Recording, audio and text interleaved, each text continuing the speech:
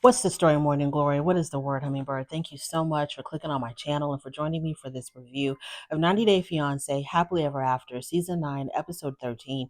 It wasn't over. It still isn't over. Let's get into Jasmine and Matt. So, Jasmine and Matt are in their store and they're looking for things for the baby furniture, clothes, etc.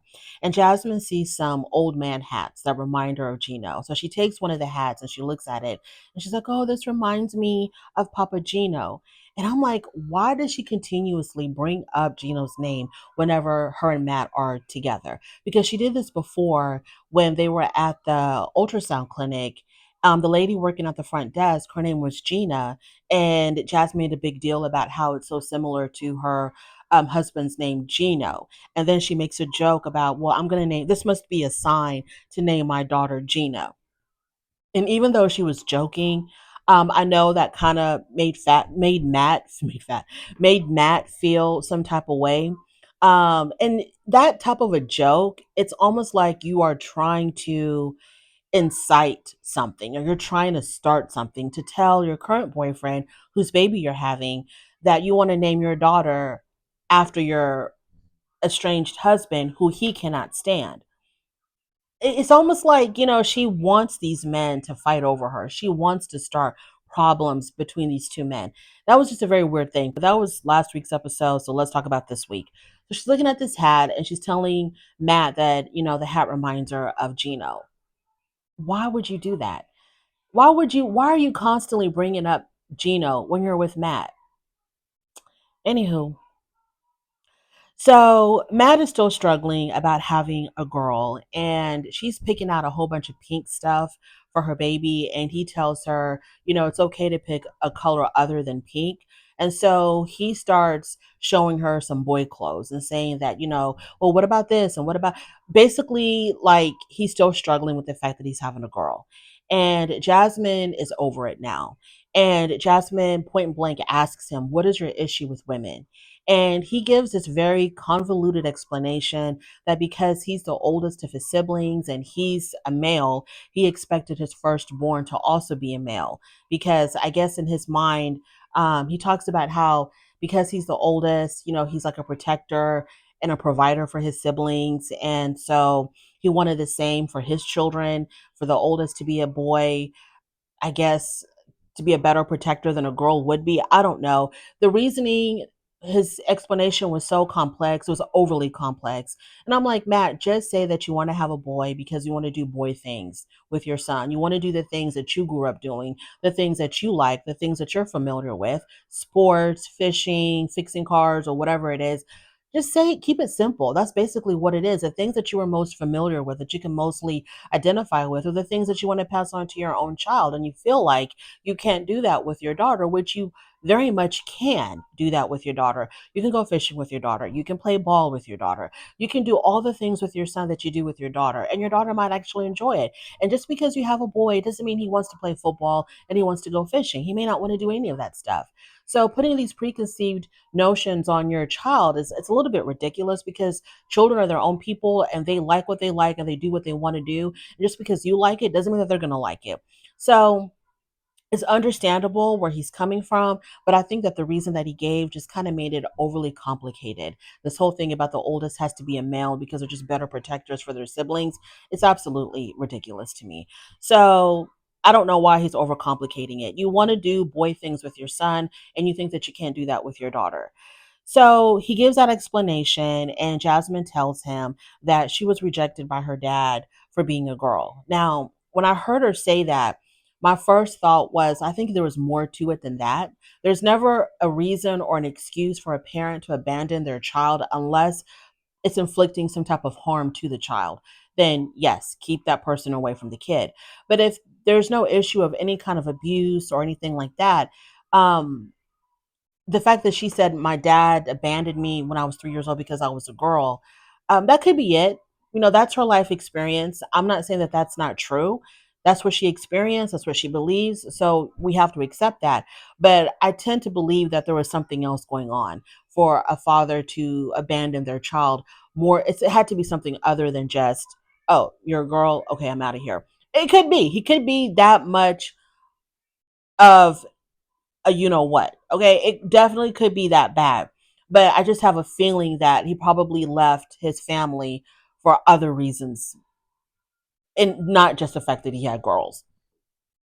Like being irresponsible, not wanting to fulfill his obligation as a parent, just being a jerk, whatever. Maybe he had addiction issues or whatever.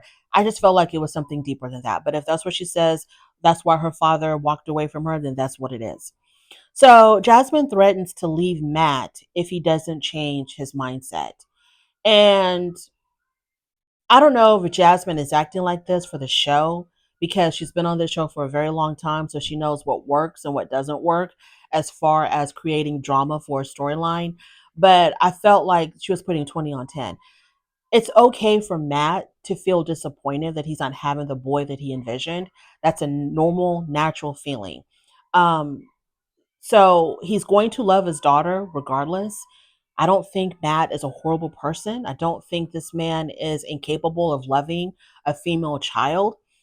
He's just going through gender disappointment, which is natural, which is normal.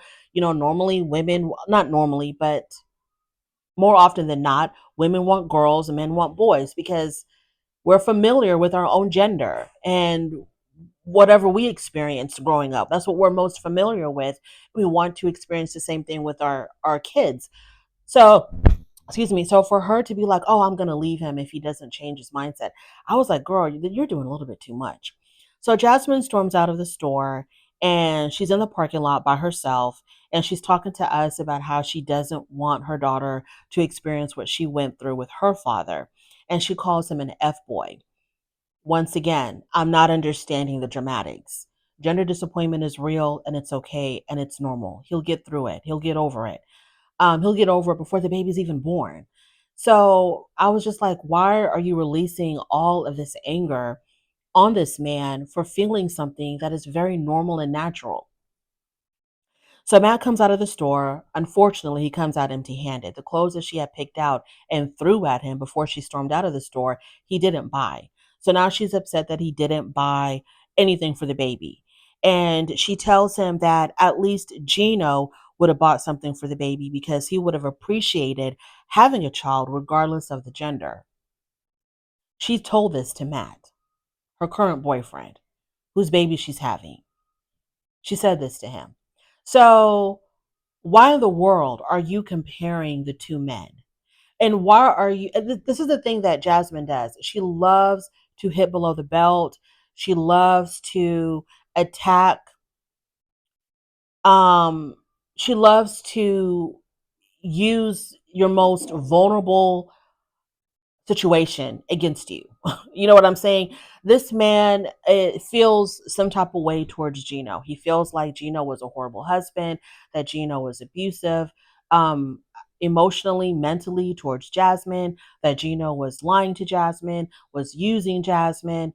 So Matt feels some type of way towards Gino, but here you are glorifying Gino, the man that you were right along with Matt and everybody else in Gino's family talking about how horrible this person was, how horrible Gino was. And now here you are glorifying him when you compare him to your current boyfriend. What does Gino have to do with anything that's going on right now between you and Matt? Matt is experiencing gender disappointment. You're upset that he's not as happy as you are, that y'all are having a girl. That has got nothing to do with Gino. Why are you bringing Gino up in this conversation and using this to hurt your boyfriend, to hurt him? So you made a choice to be with Matt. Okay, that's the choice that you made. Now you're with him. You're having a kid with him. Leave Gino out of it. So she calls him a piece of shit. She tells him that he's even worse than her dad.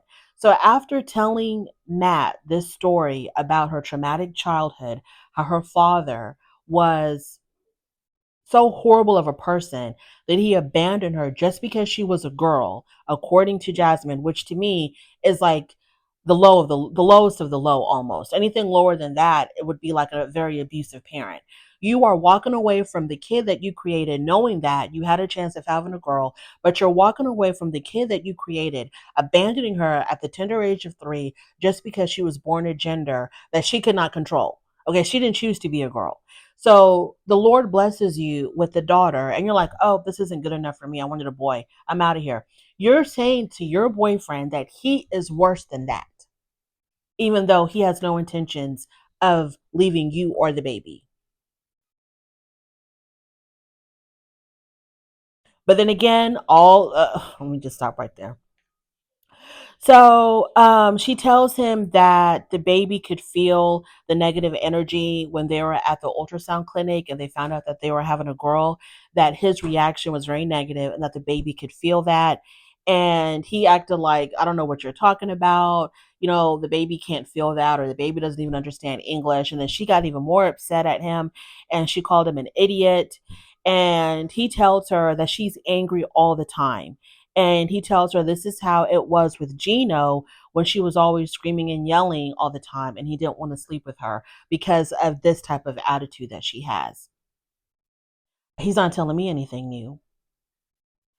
He's not telling me anything new. People talk about, oh, Gino wouldn't even sleep with Jasmine, as if he made a choice to not do that, as if there was no reasoning why he chose to not be intimate with her, even though he explained it, that it was because of how she treated him. It made him lose all interest.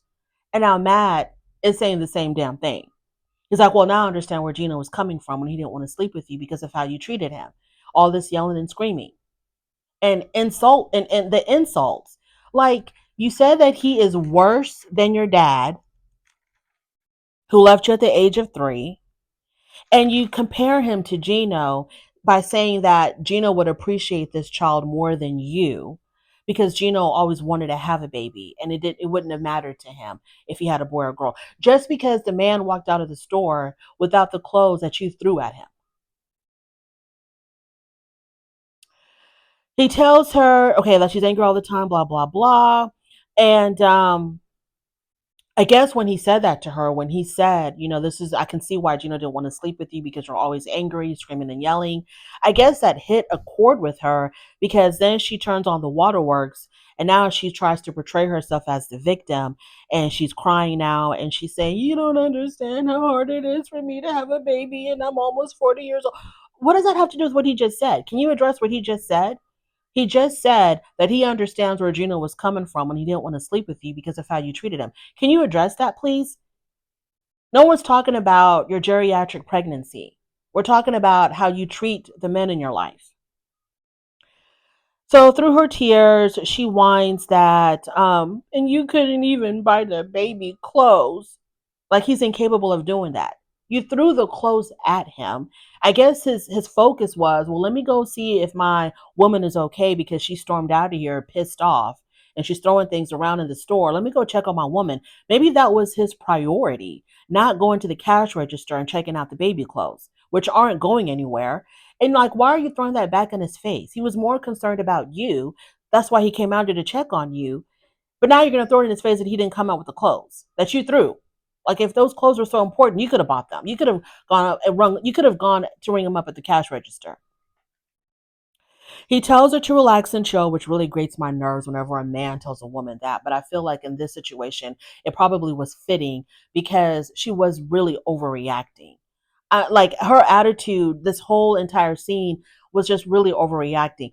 Him expressing gender disappointment and throwing it in her face like he's still struggling with having a girl, I can understand her being upset about that. But I think there was another way she could have just handled that. She could have been like, Matt, we're having a girl. It is what it is.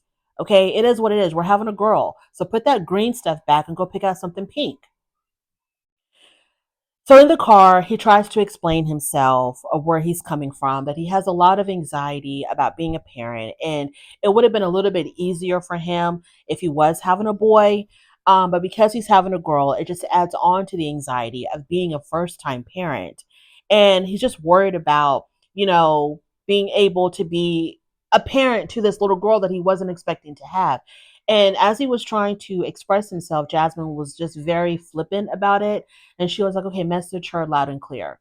And then she said it's going to take her hours. It may take her days to process all of this. Moving on to Gino. So Gino meets up with his nephew and his uncle, and he gets his uncle up to speed with what's been going on because the uncle has only been hearing like bits and pieces of what went down between Gino and Jasmine.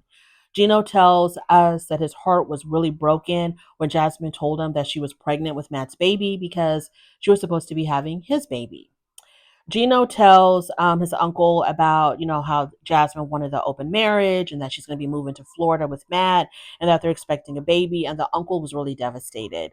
The uncle was like, I walked her down the aisle. She told me that I was going to be standing in place of her father, and so he thought that Jasmine was a very special woman and that, he was really good for Gino and that she was really good for Gino. And so the uncle is like really devastated that this is how things turned out. The uncle says that he is crushed and feels violated by all of this. Now, uncle, we don't need you to be putting 20 on 10 either, okay? The uncle says that karma's a bitch and what goes around comes around. Later on, we see Gino. He's at a cafe and he's on his laptop and he is typing up his final goodbye to Jasmine because when he was having dinner with his nephew and uncle, he talked about how he had a hard time expressing himself when Jasmine dropped the bomb on him that she was going to be moving to Florida and having Matt's baby. So he was just kind of too stunned to speak. So they recommended that he write out his words. So that's what he's doing. So he's writing out exactly how he feels and what he wants Jasmine to know, all the things that he should have said when she first brought the news to him. So he doesn't, I thought he was going to like, he was typing up, it looked like well, I don't know, whatever it was. I thought he was going to email it to her, but he says no, he's actually going to call her and read it to her, and he says that he plans to F her over the way that he was effed over. And he talks about all the money that he had spent on her. Well, basically, before we get into the money part, Gino's out for vengeance. Okay, he wants to get back at Jasmine because he feels like he wasted his time and he wasted his money on her. And it comes out to $75,952 that he spent on trying to get her over here. And I guess, money, just giving her money for her to, you know, to take, giving her money to take care of her in Panama, the money that is spent to get her over here, doing the whole immigration process, the documents, the fees that had to be paid, buying her things, taking her on trips and whatever else. I guess it all totaled up to about $75,000, almost 76,000. And he's got nothing to show for it because the woman left him. After all of that, she walked away from him to go be with her lover boy, Matt. Now, it's understandable that Gino is extremely angry, but him looking for vengeance is not the way to go because that's only going to eat up at him. Jasmine's going to move on with her life and she's always going to portray that she's happy, that she is thriving, that she is, succeeding in life. She will always make it look like that. So he's gonna be the one that's gonna be bitter, that's gonna be angry. All of that vengeance is going to eat up at him, and he needs to just let it go. It's a very, very, very, very expensive lesson that he had to learn, but he's just going to have to let it go. Okay, just let it go. If you don't want to proceed with the immigration process, that's fine, but just leave it at that. Don't try to be vengeful. Don't try to go after her and Matt. Don't try to smear them. Don't try to do anything like that. Just leave them alone, live your life, and get back at her by being happy and successful. I don't know what else to say. Let's move on to Darcy and Georgie.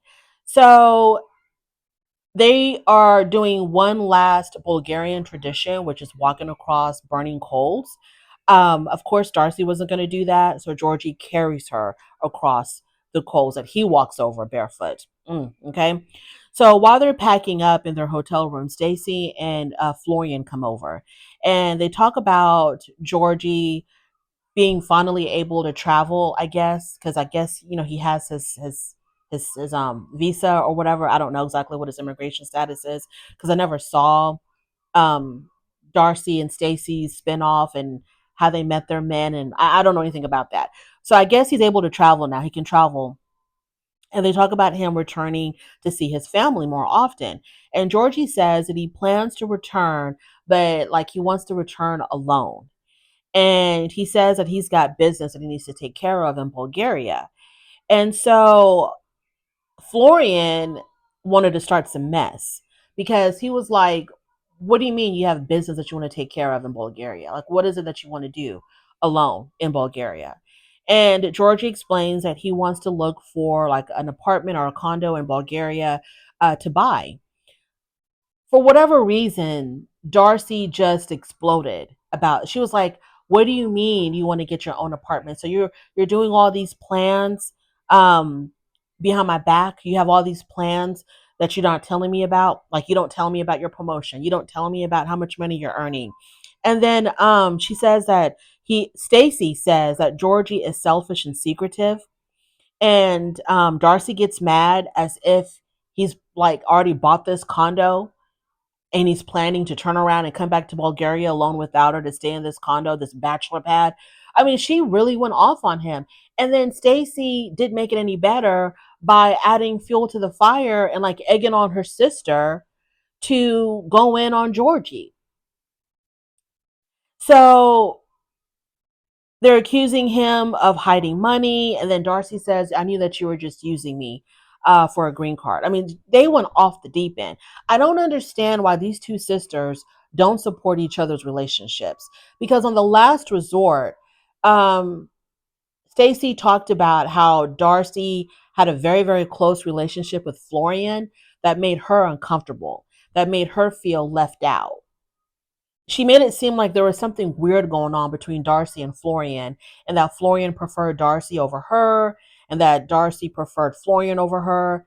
And now we see Stacy egging on Darcy to attack Georgie for him wanting to buy an apartment in Bulgaria.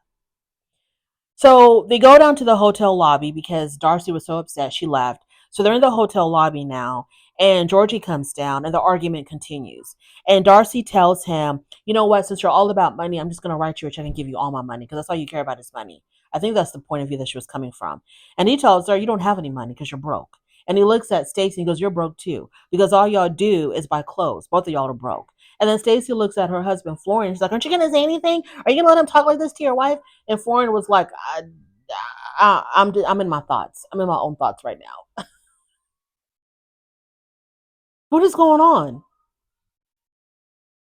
So Darcy says that she's going to be leaving with Stacy and Florian. Now, Darcy and Georgie were supposed to stay a little bit longer at the hotel, like not days or anything, just another hour or two longer, because his sister was supposed to be coming to the hotel to say goodbye to them because they didn't have a chance to say goodbye to her before.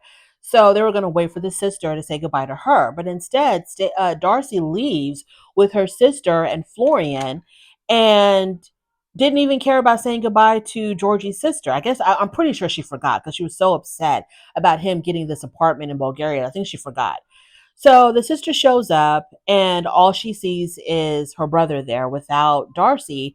And the sister's like, "Where's Darcy?" And he's like, "Oh, she left. She got mad, got into an argument because I told her that I wanted to buy an apartment in Bulgaria so that when I travel to Bulgaria or when we travel to Bulgaria, we don't have to waste money on hotels."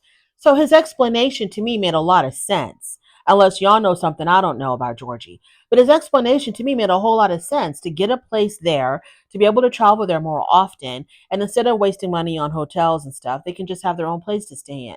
That made a whole lot of sense. But when he brought that up, Darcy and Stacy were like, "Well, why don't you put that money in a condo in Miami?" So while y'all trying to discourage him from traveling to Bulgaria as often as he would like, I don't understand. They also did bring up, well, if you want to travel to Bulgaria, you're going to need money to do that. I was so confused. So he's explaining to his sister about, yeah, she got mad about that. And Georgie says he's really embarrassed because he doesn't like talking about his personal stuff to his family, but he had no choice because his sister was expecting to see Darcy there and she wasn't there. And yeah, I didn't understand. But I wish Georgie would have explained that to them at the time that it was brought up. He should have said, "Stacy, Darcy, shut the hell up. Let me explain to you exactly what I'm trying to do. I would love to travel to Bulgaria with Darcy. And if we have our own place here, we don't have to waste money on hotels." Why didn't he say that at the time? Because I don't think he did. But maybe he didn't have a chance because as soon as he said that he was going to buy an apartment there, they completely blew up on him and it was over. They were off to the races and he didn't have a chance to say much of anything. Moving on from there, let's talk about the Florida crew. Okay, so it starts off with Lauren talking to her friend Naga, telling Naga about what happened at Yara's launch party and the whole thing about Elizabeth, exposing that Alexi fat shames her and all of that. And Naga was just like, well, I told you so. Those people are horrible people. Elizabeth and Andre. I don't even know why you waste your time with them. So after that, we have Lauren and Alexi, Yara and Jovi. They fly off to Lake Placid, New York, and they're there. They go there without Elizabeth and Andre because they're going to be joining them later. So they get there to New York. As soon as they get there, um, in her confessional, in Lauren's confessional, the producers ask her, and they've done this before as well, where they ask Lauren, they don't ask Elizabeth, but they ask Lauren, what do you think about Yara's fashion? I don't know why they keep asking her this. It's almost as if they think that she's jealous of Yara. They expect her to be jealous of Yara. I don't know. And, she's like, well, yeah, she's very fashionable. I couldn't pull off the looks that she can pull off. But yeah, she looks really nice. And then Alexi says, yeah, Yara is very fashionable and she's very Miami. This is the second time the producers have asked Lauren about what she thinks about Yara's fashion. I don't know what's going on there. So they're all four in the shuttle now on their way to the resort, and they talk about Elizabeth. And Lauren says, basically, my relationship with Elizabeth is over. So I'll be cordial and whatnot, but me and her, we have no friendship. We have no relationship anymore. They get to the resort, they have drinks at the bar, then they go back to Jovi and Yara's room to play Never Have I Ever, which is Jovi's idea because Jovi's mind is always on sex. He wants to go wherever he's at, he's got to visit the local strip club, and now he wants to play Never Have I. I mean, it's just too much. Like, this is a sign that Jovi doesn't get enough. He doesn't get enough, from Yara. And so that's why his mind is always on it. So they play Never Have I Ever, and it was quite boring. This is the first time that I've seen Never Have I Ever played in a way that nearly put me to sleep. None of the questions were remotely interesting. So after that, they start talking about how they used to look when they were younger. Um, Alexi and Lauren, they show pictures of themselves when they were back in high school. And then this brings Jovi to say that, well, you should see what Yara looked like when she was younger. She looks nothing like the way she looks now. You would not even recognize her because she looks so damn different. Obviously, he is making reference to her plastic surgery. Now, this is a very sensitive topic for Yara. So she didn't like that, and her mood completely changed. When Lauren and Alexi went back to their room, they talked about that. They talked about how Yara, you could tell that she was visibly upset when Jovi brought up this whole thing about how she used to look when she was younger. But Lauren didn't recount it accurately. She actually said that Jovi said Yara used to be ugly when she was younger. And Yara was far from ugly when she was younger. Yara her before and after plastic surgery is like Yara and Yara pretty and Yara pretty and then Yara pretty in a different way. You know what I mean? She doesn't look that drastically she didn't look that drastically different, and she for sure didn't look ugly. But Lauren tells Alexia, did you hear how Jovi said she used to be ugly when she was younger? I don't remember Jovi saying that. I don't think he said that. And if he said that, it must have been something that they edited out. But I don't remember him saying that she was ugly. He did say that she looked different. So now Yara and Jovi, they're in their room alone. And Yara's like, I can't believe you said that. You know how I feel about the way I used to look and the trauma around that, which she didn't explain. Maybe she's explained it in the past, whatever trauma she went through when she was younger. But she sort of was like saying that because of the trauma that she had regarding her looks, that's why she had to have plastic surgery. But what she looked fine. She was really pretty when she was younger. I don't understand. I'm pretty sure she's probably talked about it, but I just can't remember. Maybe, it was something serious enough to make her want to do what she did, by having this surgery. I don't know what was going on, but she was very, very hurt by Jovi. And Jovi was like really trying to downplay it and be like, what's the big deal? We're just having fun. I was just joking around. Why are you taking it so seriously? And she just kept on saying, you of all people should know how I feel about this.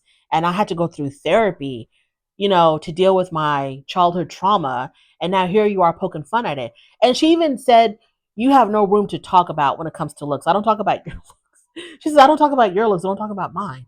I don't talk about the way you look. So don't talk about my looks. And he was just like so confused. Like, why is she taking it so seriously? But Joey, this is your wife. You should know. You should know what her triggers are. And I guess anything regarding Yara before surgery is like a no-no. You don't talk about what Yara used to look like before surgery. Just appreciate what she looks like now. And even if he doesn't know, he should just apologize. Should have just said, okay, I'm sorry. I'm sorry, forgive me, and just move on. Whether you're sorry or not, just say you're sorry and just move on. Don't downplay it. Don't minimize her feelings about it. She feels the way she feels, and you can't control that. And you can't tell her to feel differently. Just apologize and move on. Let's move on to Brandon and Julia. So Julia decides to take her parents to the airport without Brandon because she's very upset that Brandon did not come to her defense when she brought up to the parents that she wanted to take a very long vacation through Europe after they just got back from like a little vacation for spending time with her parents. Brandon took time off from work to spend time with her parents, and now she wants them to go on another vacation and, like a month long or 2 month long vacation while they run around Europe. And because Brandon did not support her in this, she's upset about that because all the parents thought this was not a good idea, that this was a waste of money, that Brandon needs to get back to work, he can't take any more time off, and like, what are you thinking? But none of this is going to be happening anytime soon, I don't think, because she still has to sell her apartment in Russia to be able to pay for such a trip.